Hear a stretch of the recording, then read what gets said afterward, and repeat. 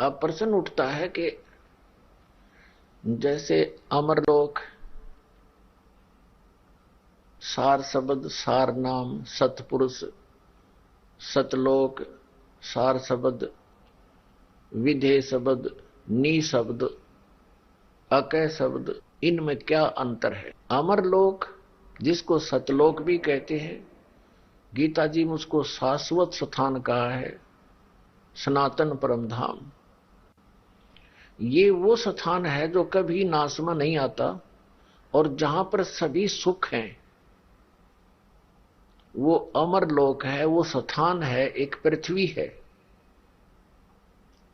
लेकिन वो पृथ्वी इस मिट्टी जैसी नहीं है, वो नूर तत्व से बनी हुई पृथ्वी है। और वहां जो अमरलोक है, सतलोक जिसे कहते हैं, सनातन परम धाम, शाश्वत स्थान, वो सौ प्रकाशित है। जैसे हीरा चमकता अपने आप, मणि चमकती है, ऐसे वो प्रकाश है वहां। और फिर परमात्मा वहां, वो परम अक्षर ब्रह्म यानी सतपुरुष, अकाल मूर्त, वो नर आकार में है, मनुष्य सदृश है उसका शरीर। राजा के समान वो देखने जोगा है, दृष्टि गोचर होता, राजा की तरह विराजमान है। सिर पे मुकुट है, ऊपर छत्र है, सफेद वस्त्र है, सफेद कलर है परमात्मा का, और सफेद ही वहां का सब बाग बगीचे हैं वहां पर।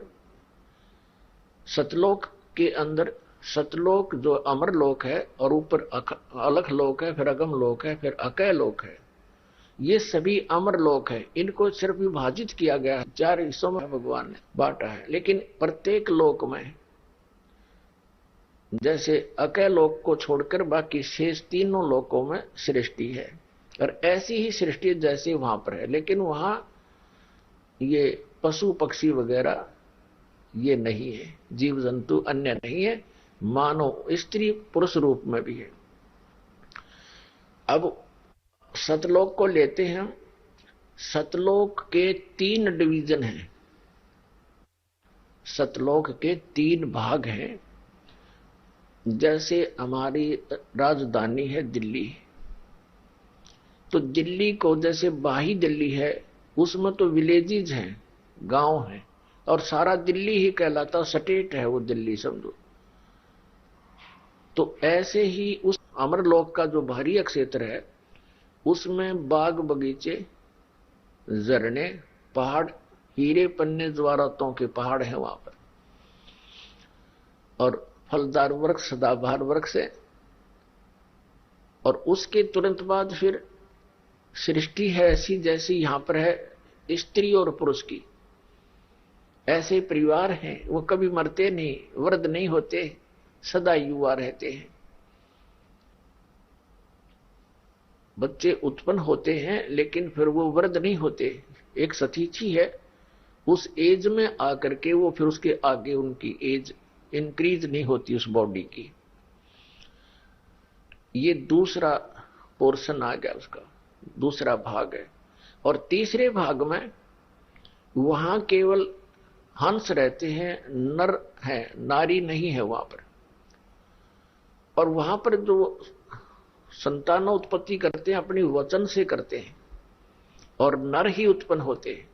वो जो क्रिया उनकी वचन से जब उत्पन्न करते हैं, अपने परिवार बनाना चाहते हैं, तो उस समय उनको जो आनंद है, यहाँ जो हम गृहस्थी क्रम करते हैं, ये तो कुछ भी नहीं, बिल्कुल डुप्लीकेट है।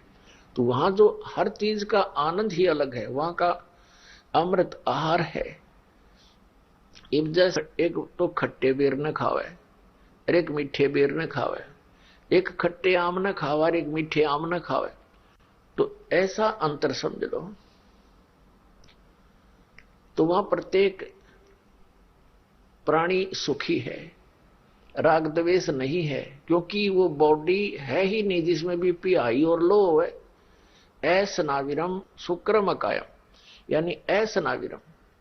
अब वहां का जो शुक्र है वो भी प्योर है, और स्वासनायु नहीं है किसी के शरीर में, असनाविरम है।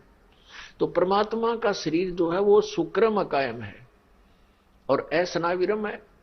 शुक्र मकाम है जो माता पिता के रति क्रिया से जो बनता है, वो शरीर वैसा नहीं परमात्मा का। असनाविरम है जिसमें स्नायु नहीं है, नाड़ी नहीं है, नाड़ी तंत्र नहीं है। तो नाड़ी तंत्र नहीं है तो बीपी कितना होगा। और वहां राग द्वेष नहीं है।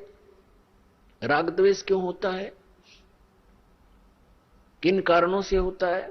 वहां खाना एक जैसा है, सबके प्लाट मकान एक जैसे हैं, अभाव नहीं किसी वस्तु का, तो राग द्वेष की समस्या हल है। अब जैसे आप यहां आए हो, ये एक मिनी सतलोक समझ लो, बरवाला आश्रम। आप जी आए हो, आपको मैट बिछे बिछाए मिलते हैं, गद्दे आपके पास हैं, सबको एक जैसी व्यवस्था दी जाती है,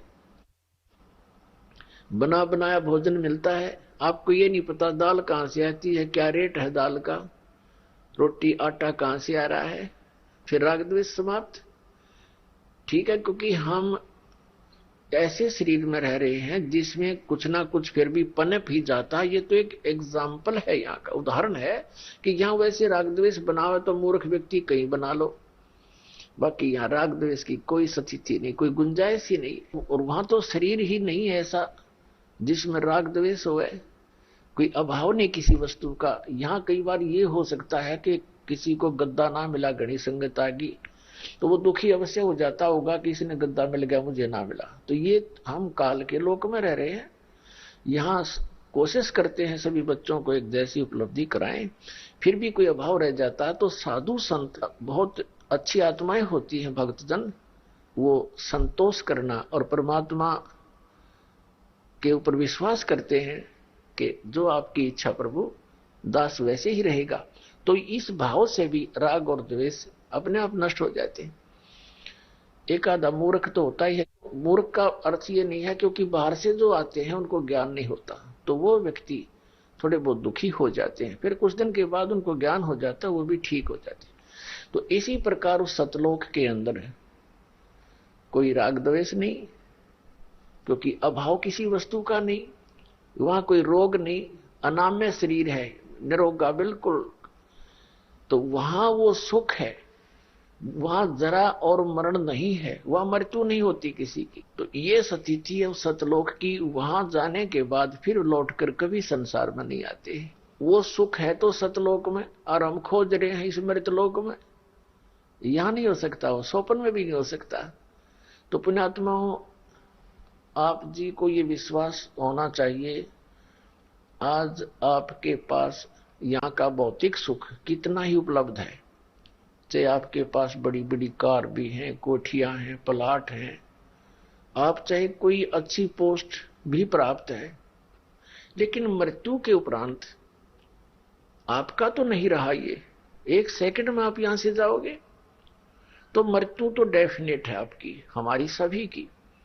ये शरीर तो छूटेगा, इसको हम मृत्यु मानते हैं, लेकिन जीव की मृत्यु नहीं होती, ये तो शरीर बदल जाता है। तो हमने इस मिट्टी से, इस पांच तत्वों के पुतले से वो साधना करनी है जिससे हम फिर कभी ना मरें, वो लोक प्राप्त हो जाए। उस लोक प्राप्ति का जो प्रयत्न है वो साधना कहलाता है। एक बार फिर दोहरा दें, इष्ट देव वो परमात्मा है जिसकी हमें प्राप्ति करनी है, और वो रहता कहाँ है? उस लोक में जाने के बाद हम सुखी होंगे, उसको पाने का, वहां जाने का, वहां जाएंगे तभी उसको पाएंगे। वो अगर यहां आ जाते हैं, आते हैं, जैसे परमात्मा यहां भी आए थे, 120 वर्ष रहकर गए थे, उन्होंने सिर्फ यही संदेश दिया था कि ये लोक सुखदायी नहीं है, या कभी सुखी तुम हो ही नहीं सकते, वहां चलो सतलोक में। तो उस परमात्मा ने हमें मार्ग बताया तो वहां जाने का। तो जब तक वहां नहीं जालेंगे इतना हम सुखी नहीं हो सकते। जो परमात्मा यहां ज्ञान देकर गए थे, जिसको कबीर वाणी, कबीर सागर नाम से जाना जाता है, तो जो सतगुरु वो होगा जो उस परमात्मा के द्वारा दिए गए ज्ञान को ही एज इट इज प्रोसेस बताता है, प्रोसीजर बताता है, साधना बताता है, तो वो सतगुरु है। बाकी तो गुरु सभी हैं, जैसे मैकेनिक